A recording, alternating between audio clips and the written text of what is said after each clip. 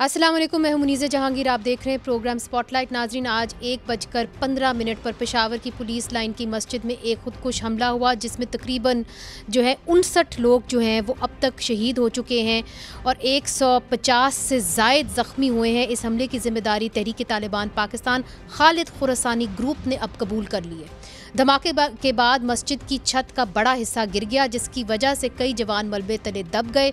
CCPO के मुताबिक ये सिक्योरिटी में गफलत का नतीजा है और ख़बर सुनते ही वज़ीर आज़म शहबाज शरीफ और वफाकी वज़ीर दाखिला राना सनाउल्लाह पेशावर पहुँच गए और उनको इस हवाले से तमाम पहलुओं पर ब्रीफिंग दी गई। उन्होंने ज़ख्मियों की इयादत भी की और पेशावर के तमाम हस्पतालों में नाज़रीन इस वक्त इमरजेंसी नाफिज कर दी गई है।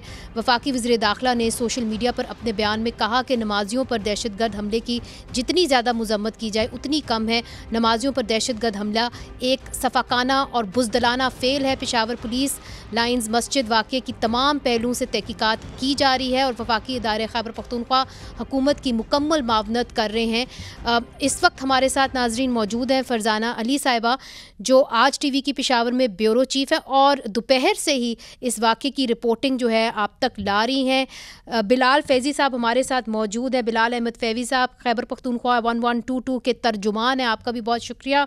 और शहाबुद्दीन साहब हैं वो भी दोपहर से आज TV के रिपोर्टर रिपोर्टिंग कर रहे हैं। सबसे पहले बिलाल फैज़ी साहब, आपकी जानिब आऊँगी।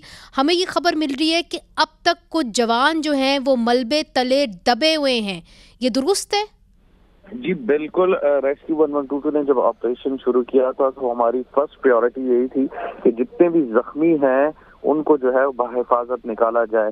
आज दोपहर से जब हम लोगों ने ऑपरेशन शुरू किया तो हमें सबसे ज्यादा इशू जो आ रहा था वो यही था कि जो मेन स्लेब है मस्जिद की छत, एक जो मुकम्मल छत थी वो गिरी हुई थी, तो उसके मलबे तले वो अफराद फंसे हुए हैं। तो उसके लिए हम लोग स्लो एंड स्टडी काम कर रहे थे। हमारे पास जो सर्च कैम्स थे, इसके अलावा लिस्निंग डिवाइसेस भी, उनको इस्तेमाल करते हुए मुख्तलिफ पॉइंट से हम लोगों ने जख्मियों को वो ट्रेस आउट किया। उसके बाद हम लोगों ने छोटे छोटे होल्स किए, उसके अंदर हमारे रेस्क्यूअर भी गए। उन्होंने जो अंदर ट्रैप लोग थे उनको सबसे पहले वो IV लाइंस उनकी पास की, उनको फ्लूइड्स वगैरह दिए। उसके बाद ऑक्सीजन सिलेंडर वो उनको दिए, मास्क दिए। अब भी वो वक्तन फवक्तन उस वक्त से अब तक तकरीबन 3 जख्मी वो निकाले जा चुके हैं, जबकि 2 मजीद जो इस वक्त ट्रैप है, जिसके लिए वो ऑपरेशन स्टडी या स्लो वो किया जा रहा है। तो वो यही वजह है कि जो 2 जख्मी जिनके साथ हमारी कम्युनिकेशन भी हो रही है अभी तक वो मलबे तले मौजूद जी। बिलाल फैज़ी साहब, आपने कहा वो अभी तक मलबे तले मौजूद है, मगर हमने देखा है कि कटर्स जो होते हैं वो अक्सर नहीं होते किसी भी सूबाई हुकूमत के पास। अगर आपके पास कटर्स होते तो शायद तेजी से मामला हल हो जाता। जी मैडम, यही बात मैं करने जा रहा था कि रेस्क्यू 1122 के पास क्रेन भी मौजूद है, 2 हमारे पास एक्सीवेटर्स थे, इसके अलावा हमारे पास हाइड्रोलिक कटर है जो आपको बहुत कम कहीं देखने में मिलेंगे। और ये सारे जो इक्विपमेंट्स हैं वो हमारे पास मौजूद थे। मैंने आपको पहले एक बात कही कि हमारे लिए जो सबसे ज्यादा अहम थी वो इंसानी जान के को बाहिफाजत और तहफ़्फ़ुज़ के साथ वो निकालना था। इसमें भी हमें यही एक इशू आ रहा था कि अगर तो हम लोग मुख्तलिफ पॉइंट्स जहाँ पे हमें तकरीबन 6 के करीब कुल जख्मी वो मिले थे, तो उसको वो मुख्तलिफ 3 पॉइंटों में थे। जब फर्स्ट पॉइंट हम लोगों ने क्लियर किया, जिससे हम लोगों ने जख्मी को जब निकाला, उसके बाद उसको उसी हैवी मशीनरी के जरिए वो जब स्लैब हटाया, उसके नीचे से मुख्तलिफ डेड बॉडीज निकली। फिर जब हम लोग दूसरे पॉइंट पे गए, वहां से हम लोगों ने डेड बॉडीज निकाली और उसके साथ 2 जख्मी निकाले। इस वक्त भी 2 जख्मी जिस पॉइंट पर मौजूद है उसको वो स्लैब से काटा जा रहा है। लेकिन जैसे मैंने आपको कहा कि इस स्लैब की वो सारी की सारी एक ही छत है, जो बरामदे की छत थी, जिसके नीचे जी बिल्कुल बिलाल फैज़ी साहब, मैं आपकी बात समझ गई हूँ। ये बड़ा ही हिसास मामला है और आप बड़े सेंसिटिव अंदाज से आपको डील करना पड़ेगा। फरजाना अली साहिबा, आप सुबह से रिपोर्टिंग कर रही हैं। अब ये जो धमाका हुआ है इसकी जिम्मेदारी तहरीक तालिबान पाकिस्तान ने कबूल कर ली है। अपनी स्टेटमेंट में उन्होंने क्या और मजीद कहा है? देखिए, उन्होंने कहा है कि बदला लिया गया है لیکن اب دیکھیں ان کی سٹیٹمنٹ آپ دیکھیں، آپ کا ایک ظاہر ہے ایک سوال ہے کہ ان کی سٹیٹمنٹ میں یہی کہا گیا ہے کہ خراسانی کا یہ بدلہ لیا گیا ہے، لیکن مین چیز یہ ہے کہ اس وقت خیبر پختونخوا کو جس قسم کے حالات کا سامنا ہے وہ زیادہ قابل توجہ ہیں۔ ایک بہت ہی اہم لیڈر نے یہ کہا کہ جناب ہم تو ری سیٹلمنٹ کروا رہے تھے اور تقریباً باتیں بھی طے ہو گئی تھیں، لیکن ان کے جو بڑے تھے جن کی بیانات پر وہ یہ بیان دے رہے ہیں وہ اس وقت بھی ہمیں کہتے رہتے تھے، جو کہ ان مذاکرات کا حصہ ہی تھے، کہ ابھی کوئی خاص بات طے نہیں ہوئی تھی، ابھی تو گفتگو کا آغاز ہوا تھا اور بہت سے پوائنٹس تھے جن پر بات ہونا باقی تھی، اور خاص طور پر وہ اہم نکات جو کہ پاکستان کے آئین کے ساتھ بہت اہم ہے، جڑے ہوئے ہیں، کہ کیا یہاں پر جن لوگوں کو آپ مذاکرات کے ذریعے لا رہے ہیں وہ کیا ان آئین پاکستان کو فالو کریں گے، کیا وہ ان نکات کی پیروی کریں گے، کیا وہ پاکستان کے شہری ہونے کا حق ادا کریں گے، تو وہ چیزیں تھیں جو کہ نہیں مانی جا رہی تھیں۔ لیکن ابھی آپ نے دیکھا کہ کچھ ہی دنوں پہلے ایک بہت اہم سیاسی لیڈر نے کہا کہ جناب ہم تو ان کی ری سیٹلمنٹ کروا رہے تھے، اب ری سیٹلمنٹ کروانے والوں کو آپ دیکھیں کہ وہ بدلے لیتے پھر رہے ہیں، اور بدلے کس سے لے رہے ہیں؟ وہ معصوم پولیس والوں سے لے رہے ہیں، وہ پولیس والے خیبر پختونخوا کی وہ پولیس جو کہ مسلسل 2 دہائیوں سے قربانیاں دیتی آ رہی ہے۔ جی بالکل، اور ہم نے دیکھا ہے کہ ابھی حال ہی کے اندر فرزانہ کے پولیس والوں کو زیادہ ٹارگٹ کیا گیا ہے جو یہ پچھلے چند مہینے گزرے ہیں۔ شہاب الدین صاحب، آپ ہسپتال میں اس وقت موجود ہیں، کس قسم کی انجریز آ رہی ہیں وہاں پہ ہسپتال کے اندر جو لوگ لائے جا رہے ہیں؟ منیزی یہ شروع میں تو جو زخمی لے کے آ رہے ہیں تھے ظاہر ہے وہ تو یہ بلاسٹ کے اور جو اس میں جو بارودی مواد تھی اس سے زیادہ تر متاثرہ مریض تھے، جو معمولی زخم ان کو آئے تھے یہ بلاسٹ کی وجہ سے، یہ دور مسجد میں دور دور کھڑے تھے، اس کے ہاتھ جلس گئے تھے اور چہرہ بال اسی طرح، تو وہ تو اسی طرح کے نوعیت کے وہ تھے زخم تھی ان لوگوں کی، اور اس کے بعد ابھی جو لے کے آ رہے ہیں زیادہ تر ڈیڈ باڈیز ہے، تو وہ جو ملبے تلے دب گئے ہیں اور پھر وہ بہت زیادہ متاثر ہو چکے ہیں اس بلاسٹ کی وجہ سے، اور بہت ڈیپ زخمی ہیں ان کے، بعض کے جو ہے نا ایسے زخمی آ گئے ہیں کہ میں بیان نہیں کر سکتا اس طرح۔ ہم نے ماضی میں دیکھا ہے شہاب الدین صاحب کے جو بم دھماکے ہوتے ہیں اس کے ارد گرد پیلٹس بھی ڈالے جاتے ہیں اور وہ پیلٹ سے اکثر اموات ہو جاتی ہیں۔ بالکل، یہ ابھی تو اس طرح کی کسی نے یہ سٹیٹمنٹ نہیں دیا، لیکن بہرحال یہ مسجد بہت بڑا مسجد تھا اور زیادہ تر جو مسجد کا جو حصہ گر گیا ہے تو اس سے ایک تو وہ متاثر ہو گئے بم وہ بلاسٹ کی وجہ سے کہ جو بارودی مواد تھا بہت زیادہ استعمال کیا گیا ہے، تو اس کی وجہ سے وہ متاثر ہو گئے، اور پھر ان کے اوپر جب مسجد کا جو ملبہ گر گیا ہے تو اس سے بہت زیادہ نقصان ہو گیا ہے۔ اس وقت ہسپتالوں کے اندر جو ہے یہ خون کی کمی ہے یا سب کچھ ٹھیک ہے؟ ہسپتالوں کے اندر وہ کوپ کر پا رہے ہیں؟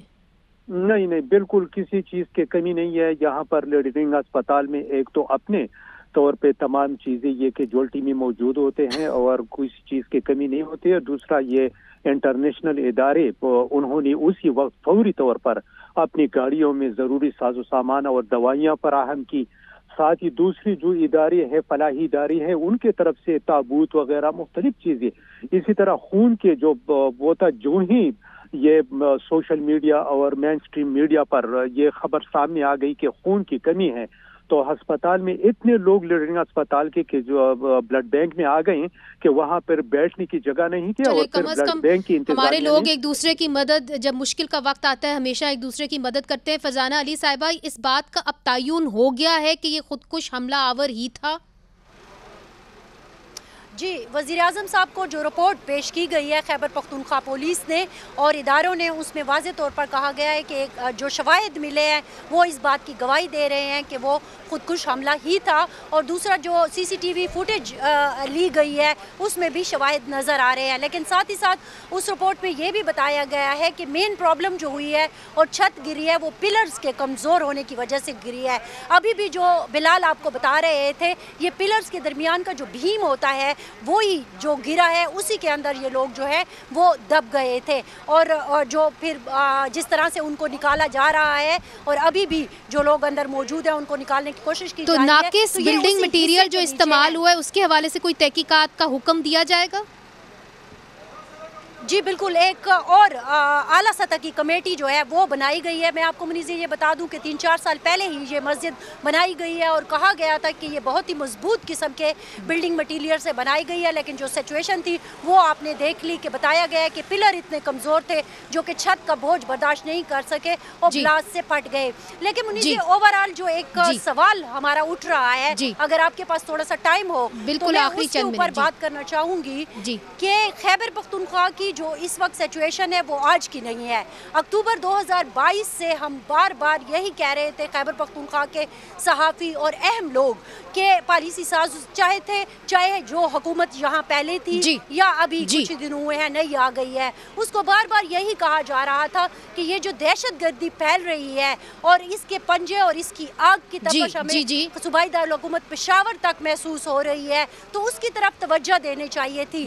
لیکن میرے خیال میں ہم نے بہت دیر کر دی اور بدلہ لینے والے جو ہیں وہ پشاور تک پہنچ گئے ہیں. پہلے بھی کہا گیا تھا کہ سوات کے جو ادریس کو قتل کیا گیا تھا تو یہ بدلہ لیا گیا ہے، تو اب پتہ نہیں کس کس سے یہ بدلہ لیا جائے گا اور کیا کیا کہا جائے گا. بہت شکریہ فرزانہ علی صاحبہ، آپ صبح سے رپورٹ کری تھی. اپنا خیال رکھیے گا. شہاب الدین صاحب، بلال صاحب، آپ کے سامنے بھی ایک بہت بڑا ٹاسک ہے. آپ تینوں نے جو ہے اپنا ایک طریقے سے مورچے سنبھالے ہوئے ہیں اور آپ یہ جو ایک بہت ہی ٹریجک سچویشن ہے سے لڑ رہے ہیں.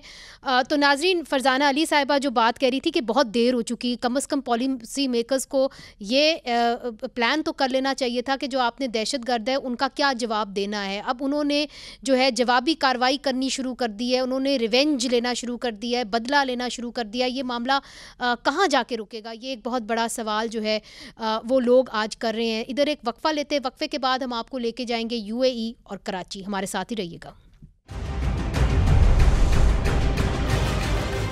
ویلکم بیک ناظرین. اسلام آباد میں آج حکومت کی طرف سے عام چھٹی کا اعلان کیا گیا تھا کیونکہ متحدہ عرب امارات کے صدر شیخ محمد بن زید ال نہیان نے ایک روزہ دورے پر اسلام آباد پہنچنا تھا، پر وزیر اعظم آفس کے مطابق موسم خراب ہونے کے باعث انہوں نے اپنا دورہ ملتوی کر دیا. اب اچنبے کی بات یہ ہے کہ اماراتی صدر پہلے ہی پاکستان میں تھے.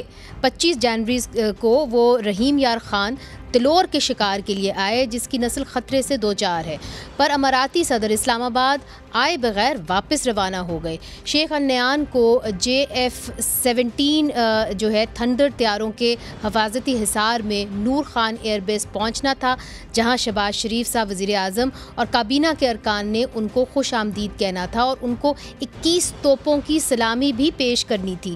اس کے بعد وزیر اعظم شہباز شریف کے ساتھ 1-on-1 ملاقات تھی.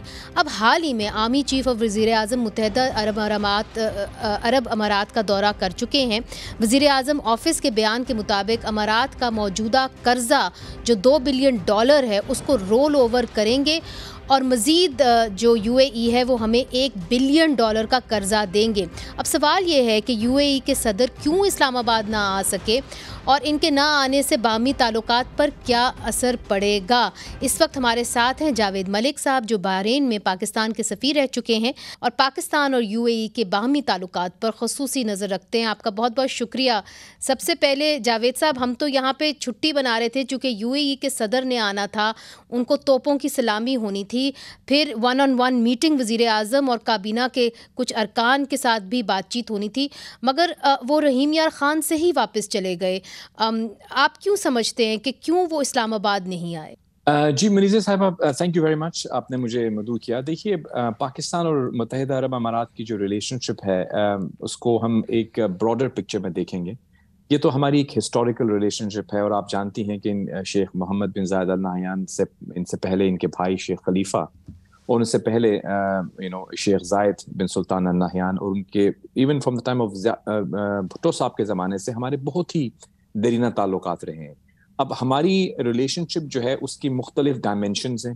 ہماری کچھ پریورٹیز ہیں، کچھ پریورٹیز ان کی طرف سے ہیں، لیکن آج کے زمانے میں ڈپلومیسی آپ کو پتہ ہے کہ it revolves around economics. Economic اور ٹریڈ جو ہے economic and trade relationships, یہ ہماری determine کرتی ہیں futuristically how do relationships move forward in the future. جہاں تک آپ کا سوال ہے $2 billion کا آپ نے ذکر کیا اور $3 million بھی آئے, یہ ابھی ریسنٹلی ہمارے آرمی چیف تو آئے تھے وہاں پہ, اس کے بعد وزیر اعظم صاحب کا جو دورہ ہوا تھا, مجھے اتفاق ہوا تھا اس کو قریب سے دیکھنے کا. جی بالکل, آپ کی ٹویٹ ملاقات بھی ہوئی تھی. جی میری ملاقات بھی ہوئی تھی وزیر اعظم صاحب, کچھ وہاں پاکستانی کمیونٹی کی بزنس کمیونٹی سے ملاقات ہوئی تھی, تو بہت ہی میں سمجھتا ہوں مثبت دورہ تھا.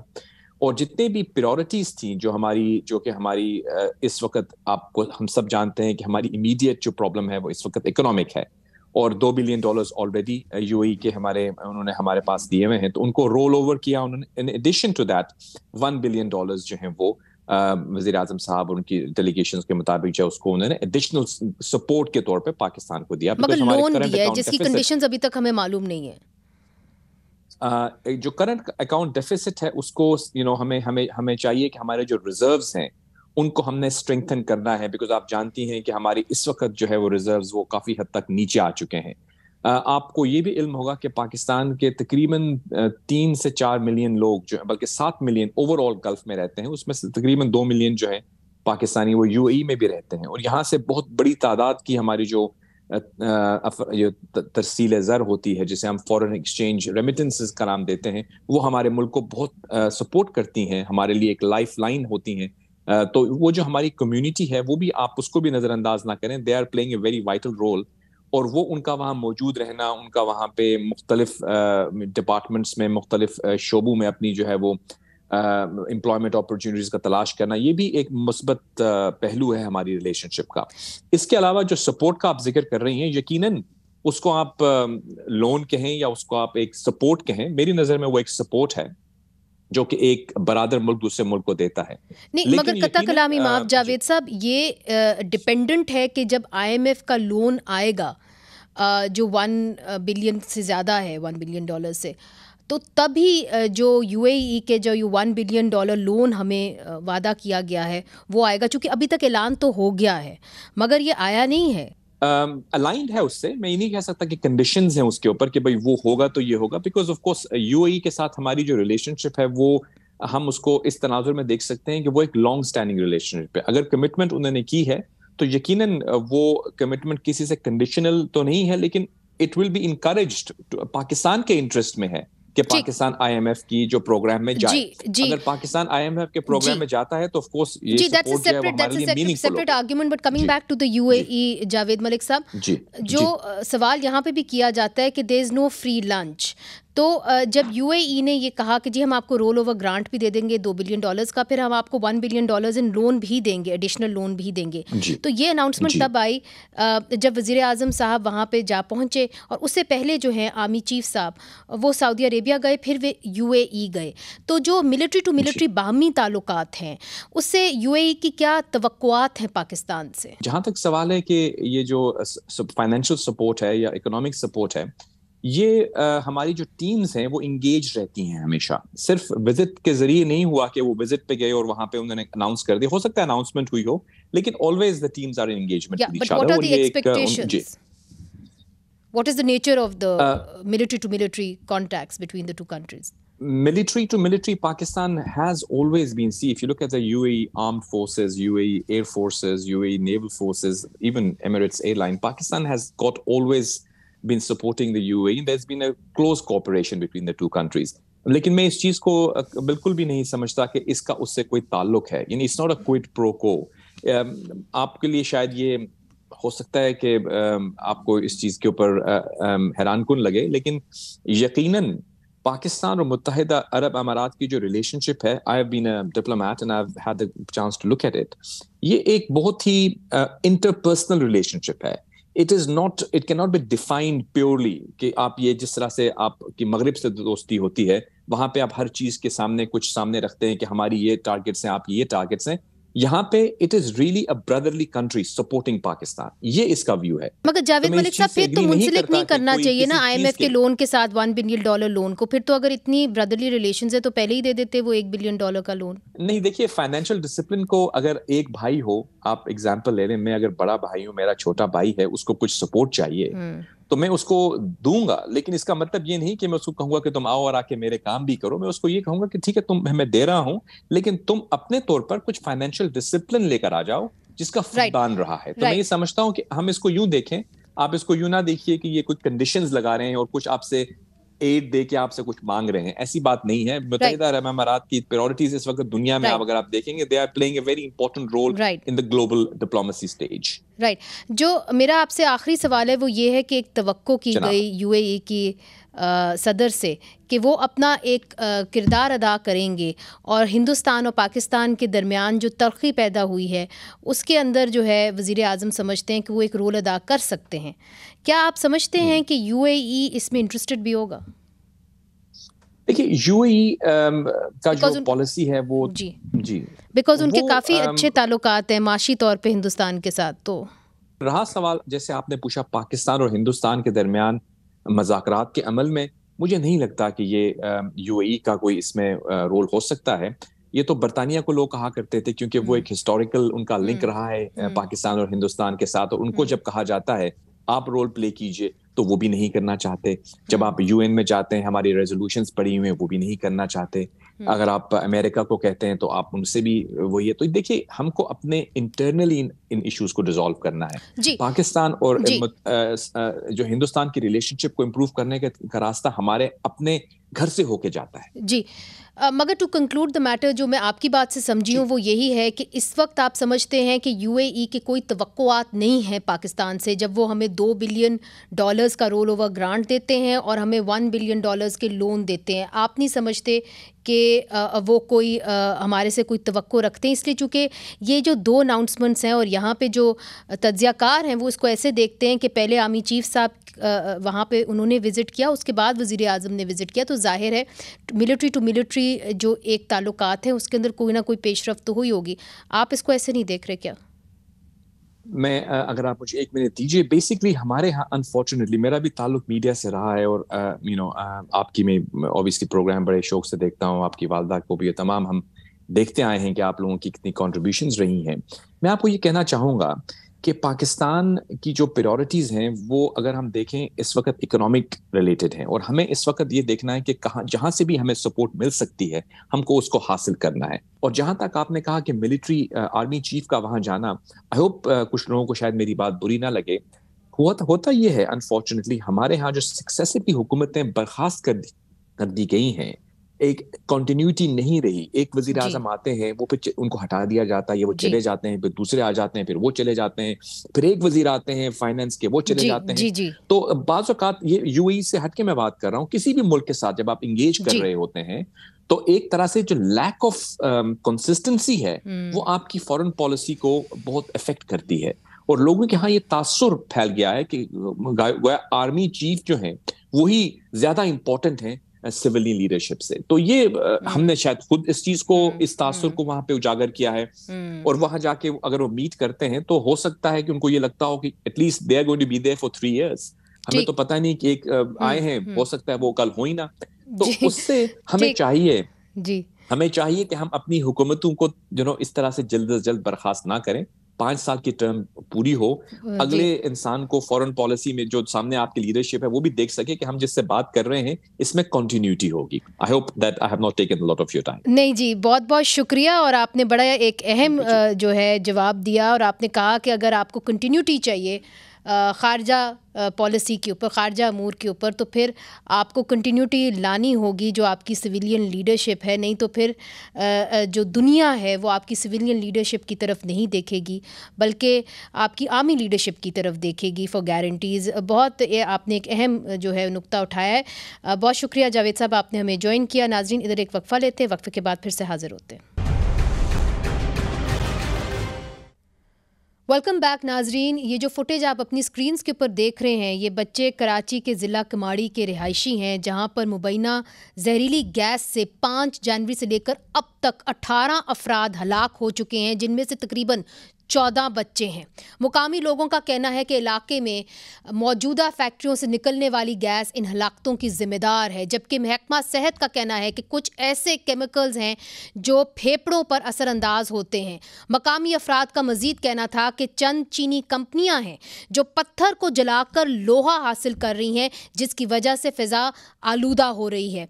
SHO चौधरी शाहिद के मुताबिक एक प्लास्टिक की रीसाइक्लिंग फैक्ट्री के मालिक खैर मोहम्मद को हिरासत में भी लिया गया है और हलाक होने वाले लोगों का जो पहले है वो सीना जकड़ा जाता है नाजरीन इस गैस के तहत, और फिर सांस लेने में दुश्वारी होती है, फिर बुखार होता है और मौत वाक़ई हो जाती है। अब मीडिया रिपोर्ट्स के मुताबिक वज़ीर आला सिंध मुराद अली शाह की जानिब से इंक्वायरी के हुक्म के बाद इलाके में 4 फैक्ट्रियों को सील भी कर दिया गया है, कुछ लोगों को हिरासत में भी लिया गया है। सिंध के महकमा सेहत की जानिब से बयान में कहा गया है कि पुरअसरार हलाकतों की खबर सामने आने के बाद तहकीकात में मालूम हुआ है कि मरने वालों में हर उम्र के अफराद जो हैं वो शामिल हैं। आखिरकार किमाड़ी में ये पुरअसरार अमवात जो हैं ये क्यों हो रही थी और फैक्ट्रियों से ख़तरनाक गैस कैसे खारिज हो रही थी, इंतज़ामिया क्यों खामोश रही? इसीलिए हमने आज दावत दी है खादिम हुसैन को, जो मुतासरा ख़ानदान के सरबराह हैं, जिनकी बीवी और 3 बच्चे किमाड़ी में केमिकल से मुतासर होकर जान की बाजी हार गए हैं। हमारे साथ करामत अली साहब भी हैं जो समाजी कारकुन हैं और मज़दूरों के हकूक़ के लिए कई अरसे से सरगर्म है। हमने कोशिश की थी कि वहाँ पे हम लोकल इंतज़ामिया से भी बात करें, वहाँ के जो असिस्टेंट कमिश्नर हैं हमने उनको भी इनवाइट किया था इम्तियाज़ मंगी से, उम्मीद करते हैं कि वो हमें ज्वाइन करेंगे, उन्होंने वादा तो किया था। मगर सबसे पहले हम चलते हैं खादिम हुसैन की जानिब। खादिम हुसैन, बड़ा अफसोस है कि आपके ख़ानदान में जो है 4 अफराद जो हैं वो आपसे बिछड़ गए, आपकी बीवी, 3 बच्चे। तो मुझे आप बता सकते हैं बच्चों की क्या उम्रें थी और क्या हुआ? बच्चा जो सबसे पहले वफात किया उसका तकरीबन 18 से 20 के लगभग उम्र था। आज से 6 महीने जिसका मैंने पहले शादी भी करवाया था। उसके बाद मेरी वाइफ का इंतकाल हुआ था, उसका उम्र 32 साल था। फिर उसके बाद तीसरे नंबर पे जो मेरा बेटा 4 साल का था जिसका नाम शाहिद था, उसका इंतकाल हुआ है। फिर 7वें दिन जो है मेरी बेटी जिसका नाम मालिमा है, उसका उम्र तकरीबन 1 साल के लगभग था, कोई 15 दिन महीना कम होएगा या ज़्यादा इतना होएगा, 1 साल के लगभग ही थे। खादिम साहब ये बताइए कि डॉक्टर ने आपको क्या बताया कि अमवात की वजूहात क्या थी? अभी तो तकरीबन जो रिपोर्टें आई है ये धुएं की आलूदगी की वजह से ही बता रहे हैं। तो आपके इलाके में आई है, कुछ अभी भी बाकी। जी, तो धुएं की आलूदगी की वजह बता रहे हैं। आपके इलाके में क्या है, और फैक्ट्रियां हैं, क्या चीनी फैक्ट्री हैं, पाकिस्तानी फैक्ट्रियां जिस तरह की रिपोर्ट किया जा रहा है, कुछ बताएंगे? 2 चीनी फैक्ट्री जो अभी तकरीबन नई खुली है, और उसके अलावा प्लास्टिक के कुछ 4 या 5 तकरीबन वो कंपनियां भी हैं जिसको प्लास्टिक जला के गड्ढा बनाया जाता है, फिर पता नहीं कंटेनर में लोड करके किधर ले जाते हैं। उसमें मुख्तलिफ किस्म का जो है ना कचरा थैलियाँ वगैरह आते हैं, उसमें जो है ना अलग अलग चीज़ें हैं जो रिजेक्ट अपना थैलियाँ होती हैं ना कंपनियों के, उसमें फिर कोई जहर वाला है, कोई अपना जैसे पापड़ वाला थैली होता है, ये मतलब खारिज थैली जो ले आते हैं जला के गट्ठा बनाया जाता है, तो उसकी वजह से ये गैस निकलती है। खादिम साहब हमारे साथ ही रहिएगा। करामत अली साहब, आपने खादिम हुसैन की बात सुनी, इतना बड़ा उनका नुकसान हो गया, इसका तो कोई मुआवजा हो भी नहीं सकता, मगर बहरहाल तहकीकात जो है इस वक्त जारी है। अब ये कैसे जो है इंतज़ामिया के होते हुए एक रेजिडेंशियल एरिया के अंदर जहाँ पे घर हैं, वहाँ पे घरों के अंदर फैक्ट्रियाँ कैसे बन गई? देखिए तो सब इधर जो बहुत ही जी खादिम साहब, मैं आपकी जानिब आऊंगी, फिर से आऊंगी। जी करामत साहब, बहुत अफसोसनाक सूरत हाल है। और अभी जो आ रहा है कि कुछ फैक्ट्रियों के मालिकान के खिलाफ केसेस बने हैं या उनको कस्टडी में ले लिया, ये काफी नहीं है।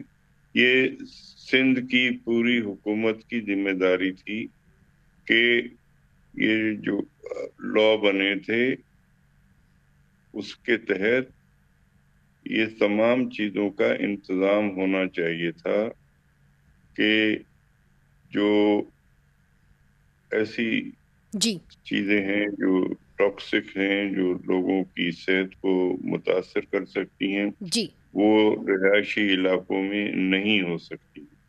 لیکن یہ ہوئی ہیں, تو یہ کافی نہیں ہے کہ ان مالکان کو گرفتار کر لیا جائے. لیکن جو ہمارا انوائرمنٹل پروٹیکشن ایجنسی ہے سندھ کی, اس کے جو ذمہ دار ہیں ان سب کو بھی گرفتار ہونا چاہیے کہ انہوں نے کیسے یہ الاؤ کیا. کے ڈی اے کے جو لوگوں نے یہ فیکٹریوں کی جگہ جی الاؤ کی, اور وہاں ان سب کو جواب دہ ہونا چاہیے, کیونکہ یہ بہت ہی ہیبت ناک صورتحال ہے جی کہ اس طرح سے ہمارے بچے اور بڑے اور جو ہے وہ اس کا شکار ہو جائیں. بالکل. اور جبکہ ہمارے نیشنل انوائرمنٹل جو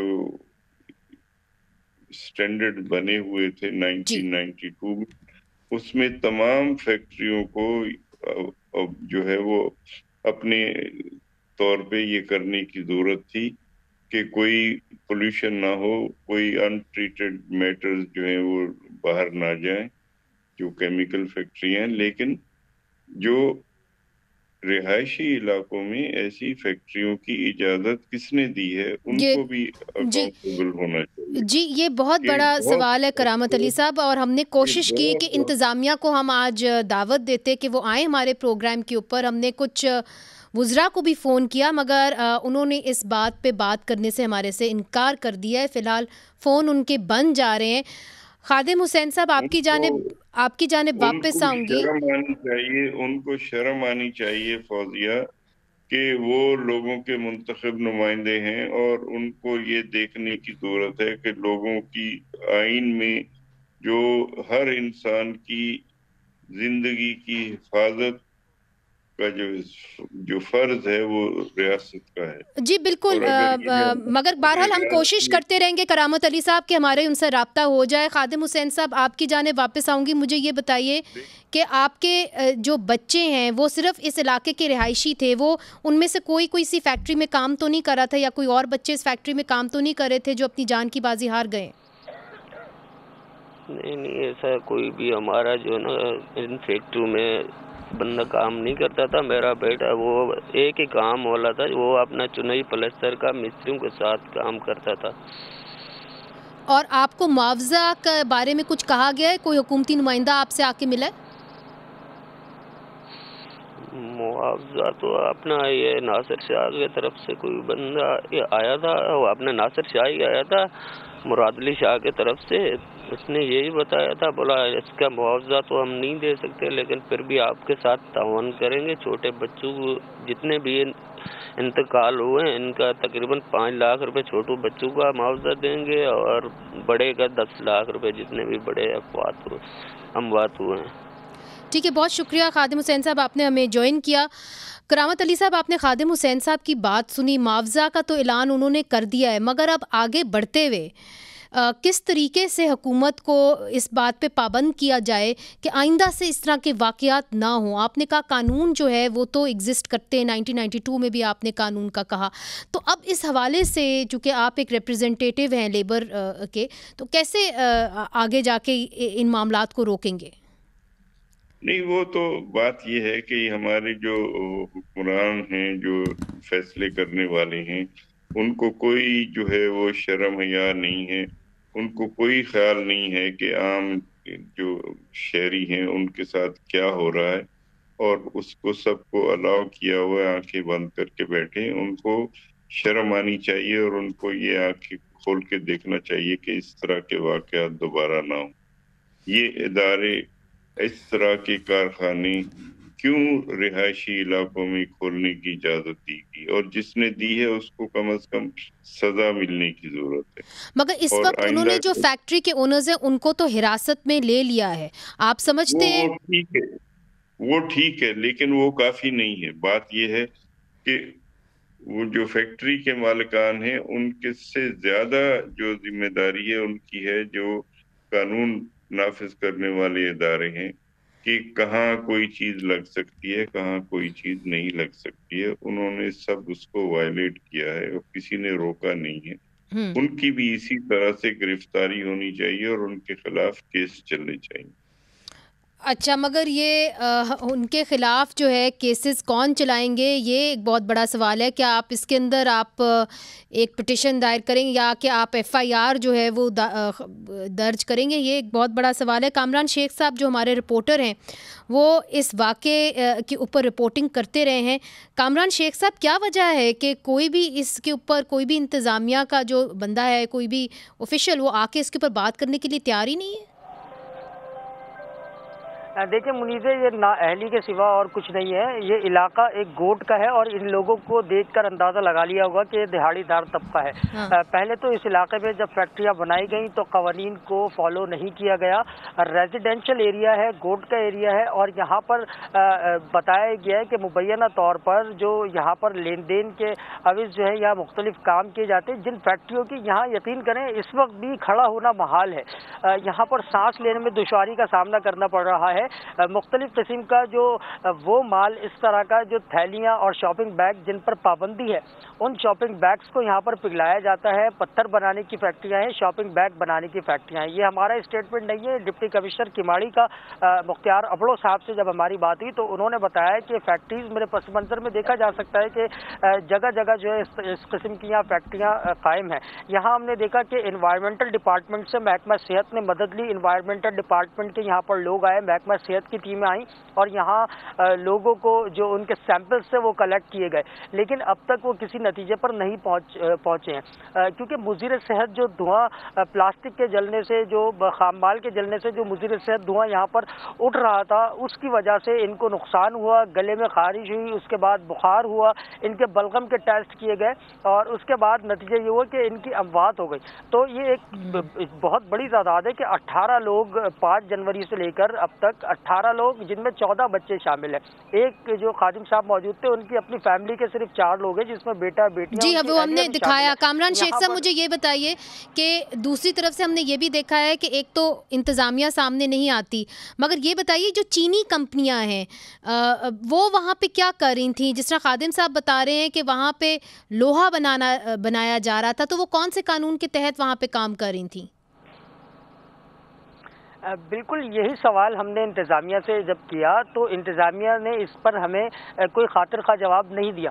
ہم دیکھ رہے ہیں کہ اطراف میں یہاں اس وقت بھی کچھ فیکٹریز کی مجھے آواز آ رہی ہے. گو کہ انتظامیہ نے کہا کہ یہاں فیکٹریز کو سیل کیا گیا ہے، بالکل کیا گیا ہے، لیکن میرے چند قدم کے فاصلے پر ہی فیکٹری ایک چلنے کی آواز آ رہی ہے. تو یہ فیکٹریز جو ہے یہاں پر جس طرح سے کام کر رہی ہیں، تو یہ تو یہاں کے رہنے والے کس طرح رہ رہے ہیں. ابھی بھی آپ کہہ رہے ہیں وہاں پہ جو فیکٹریز ہیں وہ وہاں پہ کام کر رہی ہیں. کرامت علی صاحب، آپ نے کامران شیخ صاحب کی بات سنی ہوگی کہ ابھی تک اس علاقے کے اندر ان کو آواز آ رہی ہے، فیکٹریاں وہاں پہ کام کر رہی ہیں. آپ نے کہا کہ وہاں پہ جو لوکل انتظامیہ ہے اس کو بھی ذمہ دار ٹھہرانا چاہیے، ان کے خلاف بھی پرچے ہونے چاہیے، مگر یہ جو غریب لوگ ہیں یہ تو اس پوزیشن میں نہیں ہے کہ وہ ان کے خلاف پرچے کریں گے.